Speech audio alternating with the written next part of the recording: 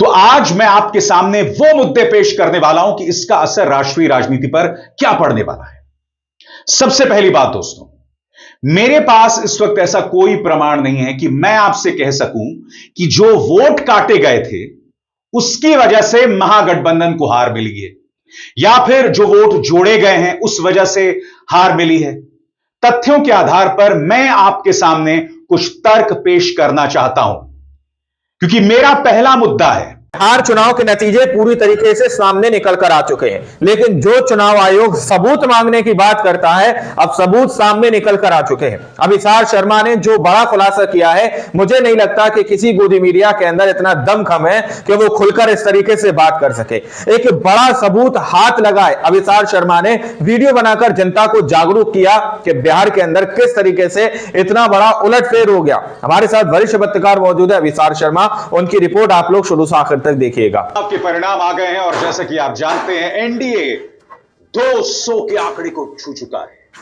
यह अपने आप में अप्रत्याशित नतीजे हैं और यकीनन गोदी मीडिया इसे प्रधानमंत्री नरेंद्र मोदी के करिश्मे के तौर पर पेश कर रहा है। मगर अगर मैं विपक्ष के वोट चोरी के नैरेटिव पर विश्वास ना करूं तो आज मैं आपके सामने वो मुद्दे पेश करने वाला हूं कि इसका असर राष्ट्रीय राजनीति पर क्या पड़ने वाला है। सबसे पहली बात दोस्तों, मेरे पास इस वक्त ऐसा कोई प्रमाण नहीं है कि मैं आपसे कह सकूं कि जो वोट काटे गए थे उसकी वजह से महागठबंधन को हार मिली है या फिर जो वोट जोड़े गए हैं उस वजह से हार मिली है। तथ्यों के आधार पर मैं आपके सामने कुछ तर्क पेश करना चाहता हूं, क्योंकि मेरा पहला मुद्दा है कि भारतीय जनता पार्टी गठबंधन की जीत के बाद आने वाले दिनों में जो सिस्टम है, देश का सिस्टम है, लोकतांत्रिक सिस्टम है, वो और कमजोर होने वाला है। और मैं आपको बताने वाला हूं कैसे। क्योंकि 6 अक्टूबर को चुनाव आचार संहिता की घोषणा होती है, बावजूद उसके महिलाओं के खाते में 3 बार 10-10-10 हजार के पैसे पहुंचते हैं। एसआईआर में जो वोट काटे गए, के मतदान के बीच में भी पैसे पहुंचते हैं। अब मुझे एक सवाल का जवाब दीजिए, अगर चुनाव आयोग में टीएन शेषन जैसा मुख्य चुनाव आयुक्त होता तो क्या यह संभव हो पाता?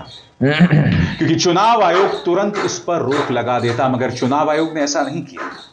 चुनाव आयोग सिर्फ विपक्ष के नेता राहुल गांधी को चुनौती देता है, उन्हें ताने मारता है, उनके बारे में अनर्गल शब्दों के इस्तेमाल करता है। तो वो पक्षपात तो हम साफ तौर पर देख रहे हैं।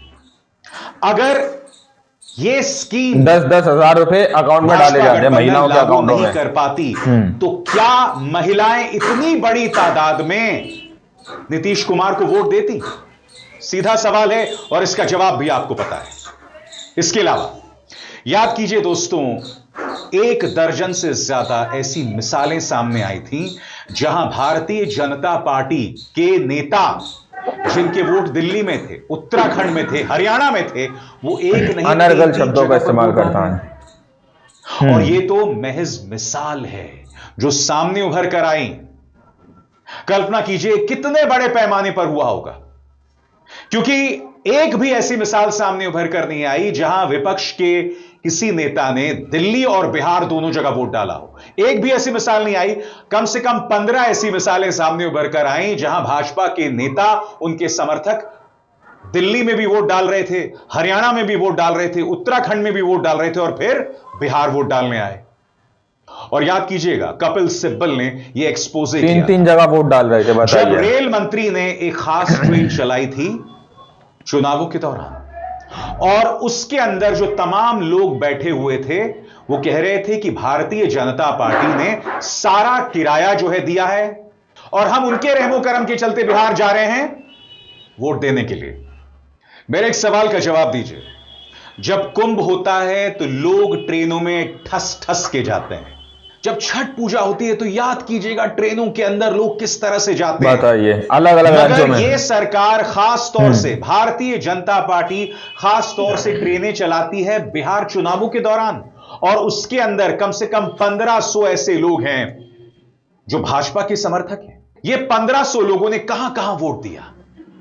और ये तमाम मुद्दे मैं आपके सामने क्यों रख रहा हूं? क्योंकि जो मुद्दा मैंने सबसे पहले आपके सामने उठाया है कि भारतीय जनता पार्टी की शानदार जीत के साथ, क्योंकि वो सिंगल लार्जेस्ट पार्टी है, उसका स्ट्राइक रेट 90% है। 101 में से 90 से ज्यादा सीटें। शानदार। इस जीत के बाद उसका अहंकार बढ़ेगा और सिस्टम का जिस तरह से दुरुपयोग हो रहा है, क्योंकि हमारे सामने तमाम मिसालें थी मगर चुनाव आयोग पूरी तरह से खामोश था।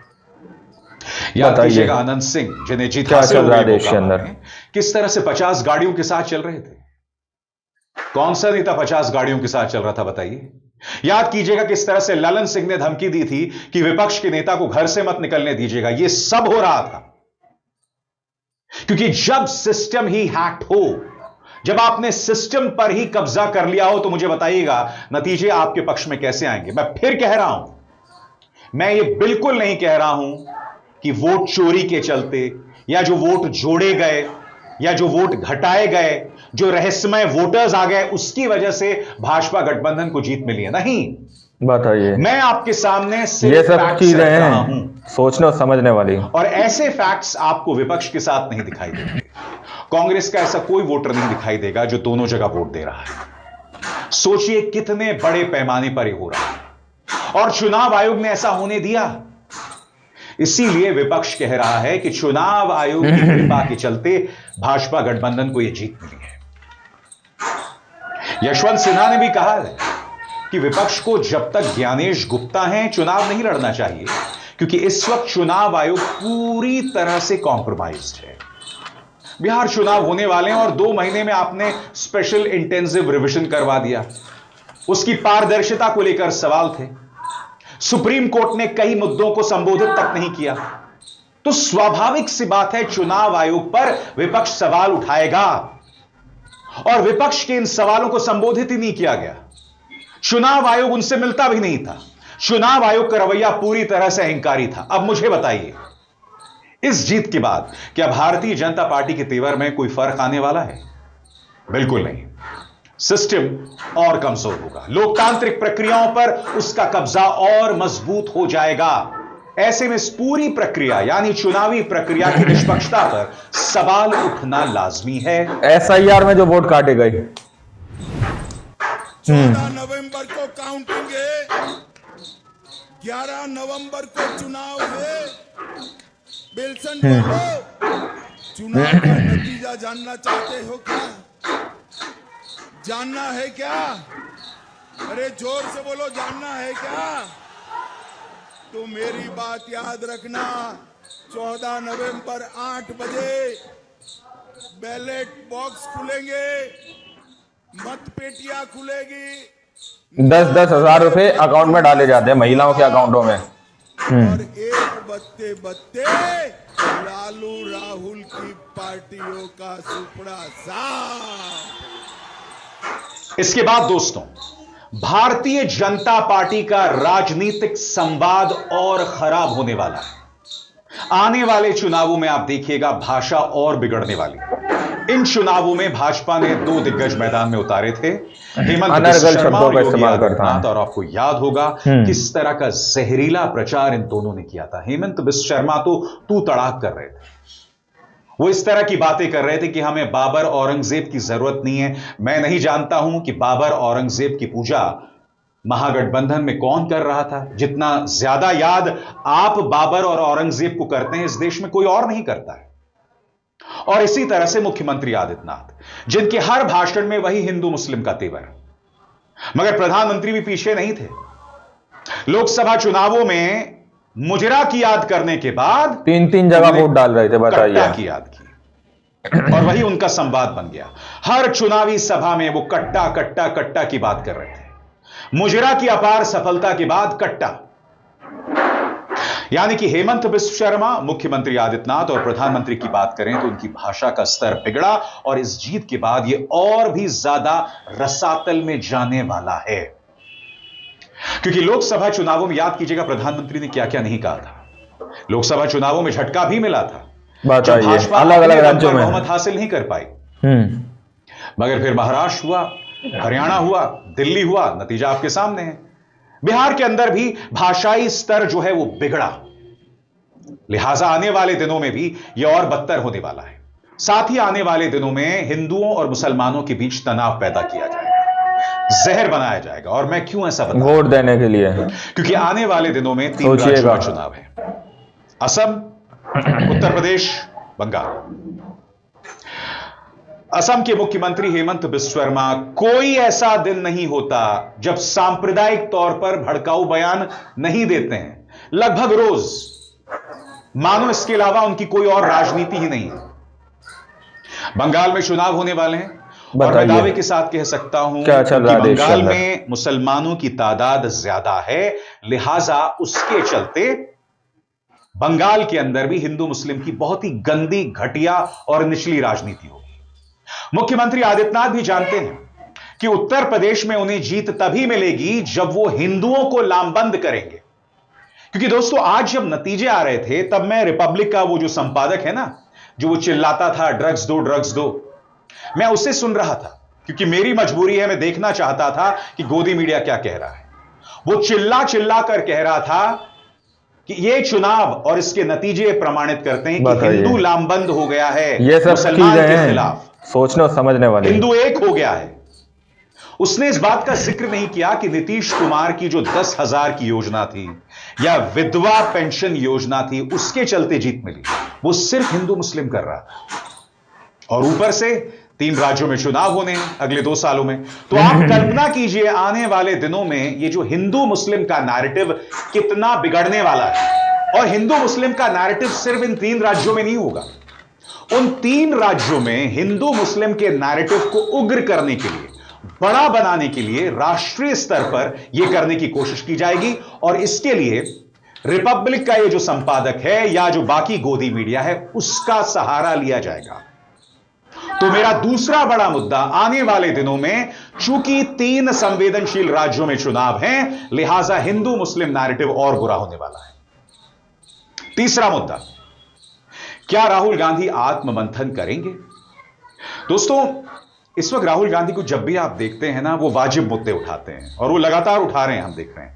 कोरोना हो, चाइना हो, वोट चोरी हो, अडानी का मुद्दा हो, तमाम मुद्दे वो बहुत बेबाकी से उठाते हैं और ये विपक्ष का काम भी है। मगर आप एक मुकाबला तब तक नहीं खेल सकते जब आपको राजनीति के गुण, SIR में जो वोट काटे गए, यानी कि आपको कार्यकर्ता के तौर पर मैदान पर उतरना पड़ेगा, आपको अपने सहयोगी दलों की सुननी पड़ेगी, आप जिन लोगों से घिरे होते हैं उससे बाहर निकलना पड़ेगा।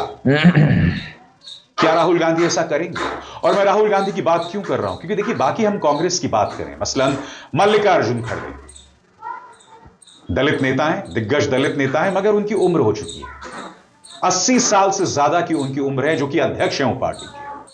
सोनिया गांधी भी उनके साथ उनके स्वास्थ्य को लेकर 10-10 हजार रुपए अकाउंट में डाले जाते हैं महिलाओं के अकाउंट में। बहुत जरूरी हो जाता है कि राहुल गांधी एक ऐसी टीम खड़ी करें जो अहंकार से ऊपर हो, जो खुली हुई हो, जो संवाद करे अपने सहयोगी दलों के साथ। और जब तक राहुल गांधी ऐसा नहीं करेंगे, किसी भी कीमत में आप राजनीतिक तस्वीर को नहीं बदल पाएंगे। और मैं स्पष्ट कर दूं, मैं ये जो बात कह रहा हूं, इस वक्त जो वोट चोरी के आरोप हैं, अनर्गल शब्दों का इस्तेमाल करना, जिस तरह से भाजपा के कब्जे में, मैं उसका जिक्र नहीं कर रहा हूं, मैं उसे अलग करके ये बातें रख रहा हूं कि विपक्ष खुद क्या कर सकता है, मैं इसकी बात कर रहा हूं।